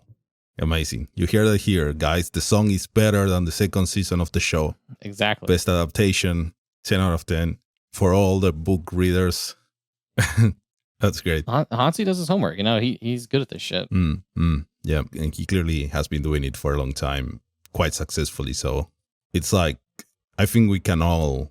I don't think anyone doubts when a Blind Guardian song is coming out that it's about some book or some book series that it's going to be usually wrong or bad, lyrically at least. I guess. Feels that way. All the Tolkien nerds love the shit that he's done there. Well, that's really great. They did a little video with this song, which is just them playing old school style. They have the artwork projecting over them. It's a lot of blood. Yeah, they use a lot of just like blood spurting up in the video, and I think there's like some shots of them like pouring blood into vials, which is kind of like Witcher mutagen shit, I guess. The title Blood of Elves is referring more to like series like genealogy than literal blood. But I guess if you consider like the Blood of Elves of like the elves who die in the wars and blood, okay. I don't think you need to try to tie the video to the lore on which the song is based. I think it's more. I think they just heard blood and then just put blood. Yeah, and because it's fine. Because the cool thing about when I think that these songs excel when they are being written about something else, is that someone that is not familiar with the source material should be able to enjoy them on their own without knowing anything. It can just kind of work as its own piece. Yeah, and this video is more like just something nice to accompany the song when you have videos playing, because it's the band playing. It's not super high concept. It's just here's the artwork. this B-roll relates to the title of the song, and this is us playing. That's fine. Anything else you'd like to mention about this here single? I don't know. I think it's cool. I think that we are looking at a strong album. Definitely. Because like this has been very consistent. It's even if Secrets of the American Gods is a bit slower, it's still like a consistent sound. I think this is looking strong. This is gonna be cool when the full album comes out in September. Yeah, if you count the live version of Violent Shadows, we've heard I think 4 out of 9 songs. Yeah, they'll probably have another single before it comes out in September, so we'll have more than half the album. That's fine. I don't have an issue with that. Yeah, fuck it. Like for me, you could keep releasing singles one per month, and I will be super happy. I don't care about all of them coming out together at the same time. Yeah. So this is really cool. Keeps them in the conversation longer. It might be better for them. Yeah. You stay relevant constantly because you keep releasing stuff over time instead of having a long wait and then a peak of people talking about it. Let's drop the album, metal people. I'm gonna keep saying this until you do. Fuck albums. Fuck albums. Unless you actually make something that's worth listening to it as a full album and it only works as an album and it's not just ticking boxes like, oh, I wrote my instrumental intro, my ballad, my super long final song, and my too fast song, and my too slow songs. Don't do that. You just wrote a power metal album right there. Yeah, that sucks. And also, we already talked about it, but since we're in the future, we saw the Fellowship single video that released. It's a really cool video for the first song in the album, Until the Fires Die. We talked a lot about it. You just heard it some minutes ago. I guess I don't even remember if this goes before or after, actually, when we talked about Fellowship. Spoilers! We would have already talked about it. So we already talked about it, or spoilers for the next few minutes. Great planning. So I think this is a great pick for a single. I was kind of wondering before the album came out or before today. I was like, okay, what song would they pick for a first single? I think this one makes the most sense. It's easy to get into. It's catchy. It's fun. It's got that inviting lyrics. Yeah. So it just kind of fits for saying, hey, all of our new people, welcome. Come on in. Come on Water's in. fine. Let's go. And it says the name of the band in the chorus. Yes. Which is cool. I love a band name drop. Yeah. It's a cool thing that at least it works nice with this band name and the topic and the lyrics and everything. It makes sense. So you can't really fault it too much. And it's nice and fun. And it's like, for us, it's like the Fellowship foretold. It's like the album that we've been waiting for. The Fellowship will grow also because you see more people are going to come. Yep. Yeah, it's very... We're all part of the Fellowship. Yeah, let's not make it culty again. Again? Remember the story? Well, if you... Of course. Yeah, so go check other episodes of Poweful if you want to find out what I'm talking about. And I think that's it for this out of time segment of the episode, and we can go back to the regular episode. Yep, we're going to take you back to the past to talk about songs that don't suck ass. Yeah, even though this is recorded in the past for you, listener, because you're listening to it in the future. But anyways, and away we go. Yeah.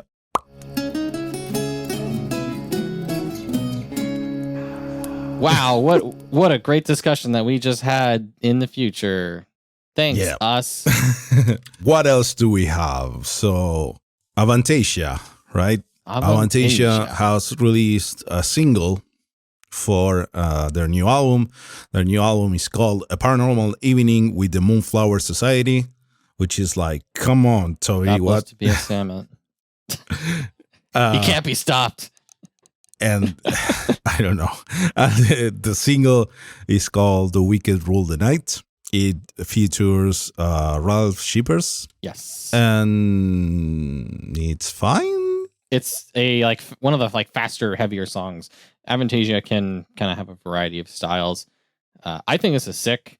I think Toby kind of had alluded that there's going to be more power metal-y stuff on this album. And this is kind of his way of introducing that into the proper world here. I really like this song. I think it's a lot of fun. I've listened to it quite a bit. I think Ralph sounds really good with just the brutal style of his vocals. Somehow Toby manages to get everyone's style, no matter what it is, to really fit on his music, and I think that's quite impressive. I actually don't think Ralph sounds that good in this song. Because listening to the song, the one thing that took me a bit out of it was that he sounds quieter and further away than Toby. When Toby's vocals come in, they are like so big and upfront, and then we go back to Shipper's vocals, and it's a bit like smaller and further away. It was kind of weird to me at first, maybe listening to like the like fucked up version on YouTube first, but I've kind of gotten used to it, and it works for me now after repeated listens. Yeah, that's fine. I know Toby had said like, oh, this album, like I had my hand in everything because I was always so isolated during COVID. So he's like, it's perfect, exactly the way I want it. All right, Toby, you do you. We trust you, I guess. Yeah, I like enough of your stuff that I'll go along. With that's it. Fine. It's cool. It's a cool song. It's Avantasia. I am up for an album with more power metal, because if we look at the previous album, it was a bit more rocky, like rock-y. It had some on it. It had some, but not that much. Yeah. But it's fine. Like, it was good too. I'm curious to see who all ends up on the guest list for this one, because I'm sure like the usual suspects, like Michael Kiske, Jordan will probably end up on there. I'm hoping he brings back Hansi, but I'm biased. That would be great, but I don't know. We don't know anything. I hope we knew. As soon as we know something, we'll say it. We can just say we totally called it. Yeah, sure. Maybe Adrian Cowan or whatever will get on. It would be great if Adrian gets a feature on the album instead of just being a live member. Yeah, that'd be sick.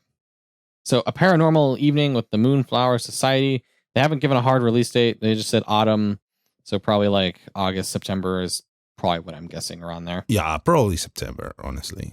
Like everything releases on September. Got to get that like end of quarter. It's when it's the start of the fiscal year for a bunch of companies. There's always a fun reason. Always a fun reason. Well, speaking of fun, let's talk about Alestorm.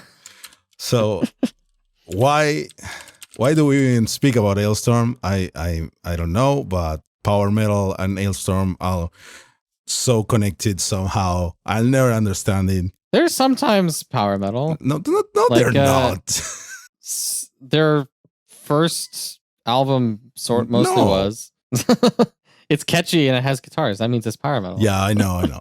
Anyways, so 7th Ram of a 7th Ram. Great name. It's coming out on June 34th. It's a cool name. Have you seen the album art for this album? It's very particular. It's very good, and it's full of little Easter eggs and funny things and jokes. Yeah. You need the like high res version of this album art. You need the high res version properly. Yeah, just zoom into the high res version and start looking around. I forgot the number of things in there, but it's a whole lot. You keep finding fun stuff. You get like your wooden box version maybe, and it'll have like a nice version for you. You can get the vinyl, you can get a poster. There's a mug, not a mug, like a giant jug for beer. I don't know if it has a name. Bunch of stuff. If you want to buy your crazy collector's edition, go for it. They have released 2 singles so far. 2 very kind of different styled singles here. Yeah. I think they've said this is going to be more of a like quote unquote serious. This is the nudge, nudge, wink, wink. After Curse of the Crystal Coconut, this is the album where we go back to the piratey roots of the true pirate metal that everyone was missing. True pirate metal of us, matey. Yeah. And so they release Magellan's Expedition. I guess that's how you say it in English.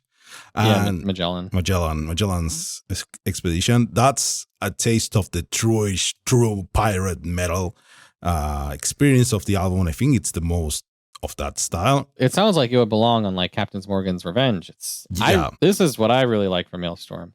Like I'll fuck with the party stuff, sure, but I think this is pretty cool. And I was happy to see this. The music video, not quite so serious, but fuck it. So they then released a second single, Party, also known as Party, because Chris cannot contain himself, and he has to do, even though he has to make a fucking party song. He had to make a party song. So these are the 2 extremes that we get, one after the other. The true pirate song, and the fucking party, yeah, let's go dance and drink song. It's not even disguised anymore. It's just fuck it. It's just called party. The pirate party. That's what it is. Why did they make it all caps with like an abbreviation? Is it just a riff off of the Freedom Call metal album? I don't know. It just sounds fun in the chorus. It's like PARTY, pirate, PARTY. It is catchy. Yeah, God damn it. A pirate party. Like, you can't escape it. You can't escape the pirate party. God. We saw with the previous album release, there was a lot of reviews and fans talking like, this is sellout Alestorm. They are not true anymore. Bring back the true. So they brought back the true. They released the Magellan's Expedition. Today, at the time of this recording, in Spotify, it has 590,000 plays, and Party has 574,000. So one might think, oh, the True Pirate song is winning, right? It has more streams. But Party was also out for way less time, and for a long time, it was higher count. And you can also look at the YouTube numbers where Magellan's Expedition's got 300,000. Party's going on 800. Yeah. So, you guys are giving it a kind of mixed signals here. Yeah, like that's the thing. Chris says like, oh, people complain about this, but he sees the numbers. Yeah, what are you gonna do? What are you gonna do? You do what the people ask. You gotta pay the bills. Those farm animals, they don't buy themselves. Yeah, I guess. Exactly. So I think it'll be a fun time. That's it. Party 7 from coming out party. June 24. I don't know if we're gonna get another single before that. Probably Maybe. Gotta milk it. Yep. I think there's time for another single in the middle. Depends on what they did a video for. We'll see, and we'll probably talk about it when it comes out. Stupid, sexy, catchy song. Yeah, really. Talking about catchy songs, at least for me, there's a release that we haven't talked about because we haven't recorded an episode at the right time about the right topic that we kind of missed in a way, even though we've been talking about it outside of the show, which is actually power metal. Gloryhammer. They released the new single, Fly Away. I don't even remember when it was released, but I know it's old news by now. But we haven't talked about it yet. 2 months ago. Yeah. So this is the first new release from the first new release from Gloryhammer. It's getting to me. The first new release with Gloryhammer, from Gloryhammer with the new vocalist, with our boy Sosos Michael, who is, along with Matt from Fellowhip, is one of the best vocalists right now in the genre from the new bands, from the new blood. If you want, the ones that we really want everyone to listen to, and so that they get popular and everything. And it's happening, at least for Sosos, now that he's in Gloryhammer. Kyle, what did you think? Yep, he's selling out. Let's go. Why did you think about this song, Kyle? It's a cool song. It's almost nostalgic for me. This is sort of unrelated. One of my favorite songs growing up was "Fly Away" by Lenny Kravitz, which is also about a guy who wants to fly away. So I got into that, and I love Sozo's vocals. I think this does a good job trying to. It kind of demonstrates a difference from Tom's vocals, but I feel like he does kind of dip a bit lower down, particularly during the verses, as if it's trying to kind of invite that other style in and to kind of bridge the two. With his normally much brighter voice that you get during the chorus. Yeah. The song actually modulates from the first verse to the second verse. It goes up, up or down, you could say, but it goes from, if I recall correctly, it goes from G minor to D minor, just to have that jump from the low invitation, like kind of like the old Gloryhammer sound, singing the lower register, and then it just goes up and it stays up and it keeps going up by the end, just to show you, hey, we can do this now. And it's really cool. Yeah, there's a big, like, high power metal scream towards the end. And every time I hear it, I'm just like, there's no way Tom could do this these days. Yeah, sadly. And then there's also all the harmonies, all the harmony vocals that weren't really a big part of the Gloryhammer sound before. And now we have vocals going. Sozos loves him some harmonies. Yeah. So Sozos is like, he's going to put those in there. He's the harmonies boy. And they are really good. He wrote the harmonies for the song. Also the call and response vocals in some of the sections. And it's all really cool. And it shows, like, it still sounds like Gloryhammer to me, songwriting wise. Yeah, I don't get the like weirdos who are like, this is so different. Gloryhammer is dead, and it's like, yeah, the fuck are you on? It just sounds like the logical evolution of the Gloryhammer style from the previous albums, but now with a vocalist that lets them do a lot more than they could have probably gotten away with before. For sure. I'm very stoked for our boy Sozos. Yeah. Want him to fly away. Oh man, good stuff. Good stuff. Excellent stuff. All right, now we're going to come on to a couple of releases that are right around the corner. Coming out very, very soon on June 10th, Seventh Wonder is releasing a new album called The Testament. I had no idea this was going to happen until just like a month ago. They're like, yo, new album's coming. I thought it would be like another fucking 8 years like it was for Tiara. But, only like 4? Hell yeah, I'll take it. Man, it's been 4 years? Almost, yeah. Oh, shit. Yeah. Where does time go? Please give it back. I wish I could tell you. No. We figured that out a long time ago. I could swear it was like 2 years only from Tiara. Well, okay. Well, the last 2 years don't count. So if you get rid of that, it basically was 2 years. Yeah, ago. True. There you go. All right. So this album, not going to be a sad overarching story like most Seventh Wonder albums. Unfortunately, I guess. I think they said this album is more focused on like different like specific human emotions, with each song being like its own little thing, kind of tying into that broader theme. So, fuck it. This album, we've got 2 singles out so far. We've got Warriors and The Light, both of which I think are pretty rad. The Light in particular is like really catchy. I love me some Tommy Karevik vocals. Oh yeah, he's so much better in this than Camelot. Camelot's also making an album apparently, but I think it's gonna be much better. Yeah, I don't know. I'm looking forward more to Seventh Wonder than to Camelot. Yeah, I love Seventh Wonder. Is just like it's kind of show offy how all the keyboard bullshit that they do, but it's prog, I guess. So I'm fine with it. I think it's pretty tasty prog. It's not tasty super. Prog. It's not super wankery prog. It's very tasty prog. They really need to describe themselves that way. Yeah, they should. Tasty Swedish prog. I've seen some people compare Warriors to Victorious from the previous album.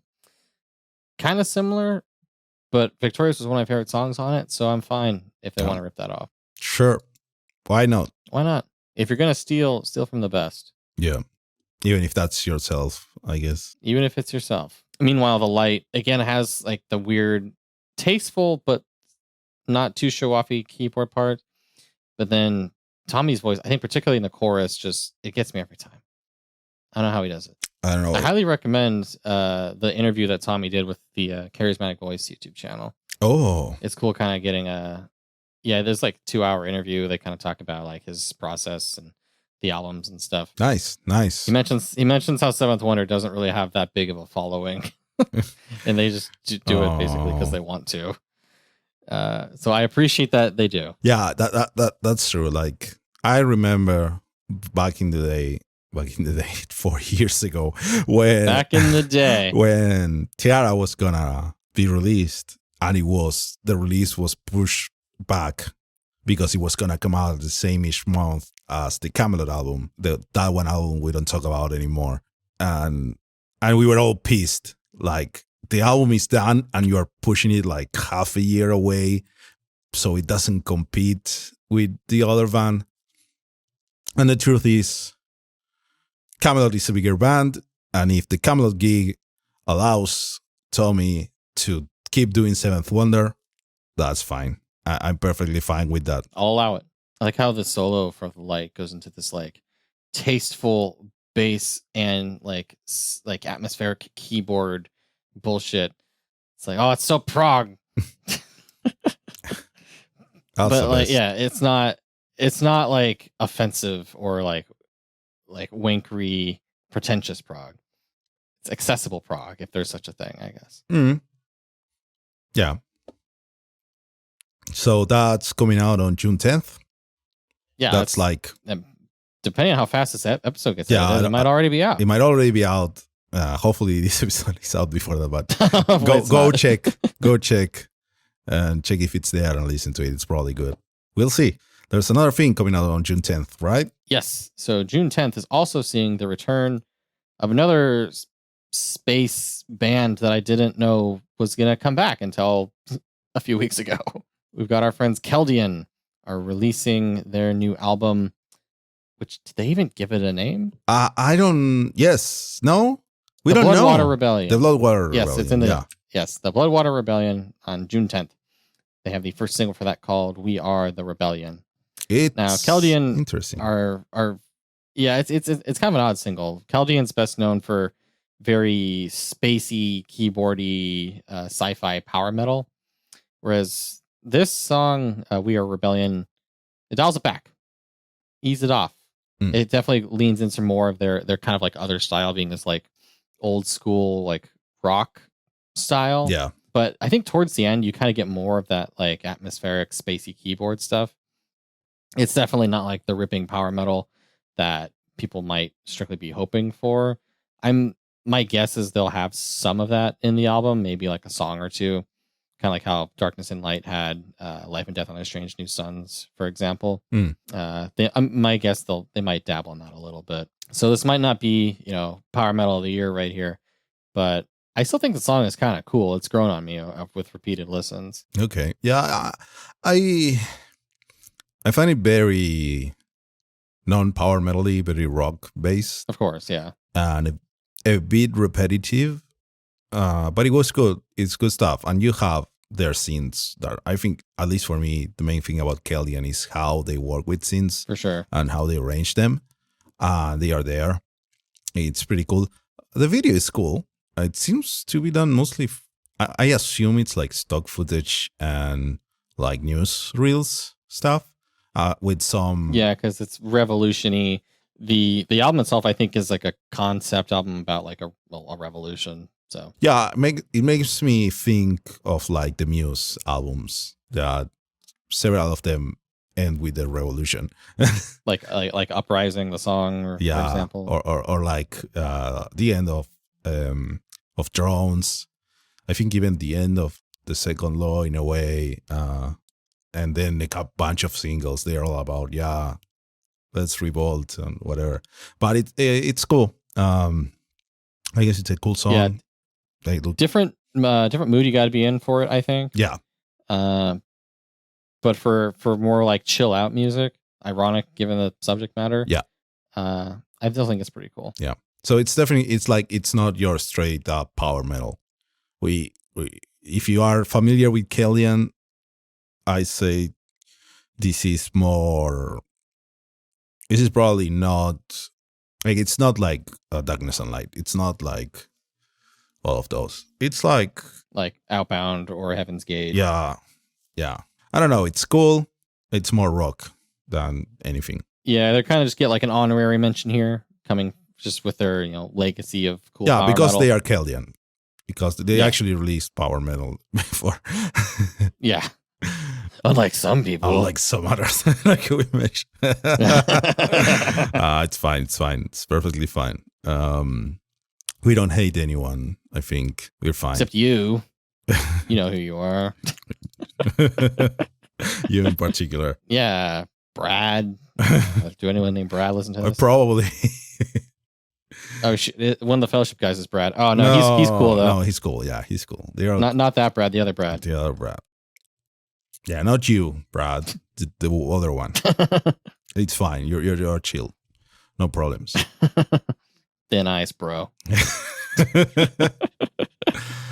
All right. Well, let's should we take off along with Keldian here into the sunset? Yeah, we should wrap up this episode. We finally made time to do an episode about releases.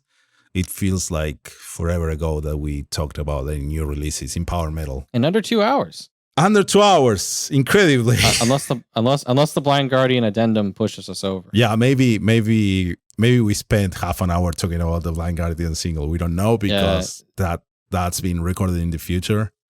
But you already listened to it. Fast. It's supposed to be about The Witcher. I might go on for a while about it. Yeah. Oh man. Oh man. I didn't know that. I got deep lore. I'm coming deep for you. Lore. I got another TV show I can bitch about. Yeah. So if this episode is now pushing 2.5 hours, you know who to blame. Blame me. It's all future Kyle. That's all. The worst form of Kyle. And I don't know. We're gonna try to do another episode soon. Maybe might do one for Prague Power, or maybe the next one will be Fellowship. I guess we'll see. We'll see what happens. Kyle is gonna attend Prague Power, so let's go. If you wanna go represent the podcast and go say hi, try to find him. I guess trying to push you. You're popular now, Kyle. Yeah, I'm popular. I guess. So popular. I'm gonna wear a double Geddon shirt at least one day. Yeah, so try to find the person with the silly double Geddon t-shirt. Hell yeah, that's your quest if you're going to Prague Power. Let's go. It doesn't count. It doesn't count if you're one of our friends that we already know are going. It has to be someone else. Good point, yeah. And then you can get a picture with Kyle or something. I don't know. You can give them a business, one of our business cards. I did restock those in my wallet the other day, so we'll be good to go. Thank you, everyone, for listening. And we talk again soon at some point. We don't know when, but it will come eventually. The main thing that matters is always stay powerful. Stay powerful. I just banged my headphones on my microphone. Fuck. Well, that's fine. Reaper says punch out. I don't think that's what it meant, but okay. But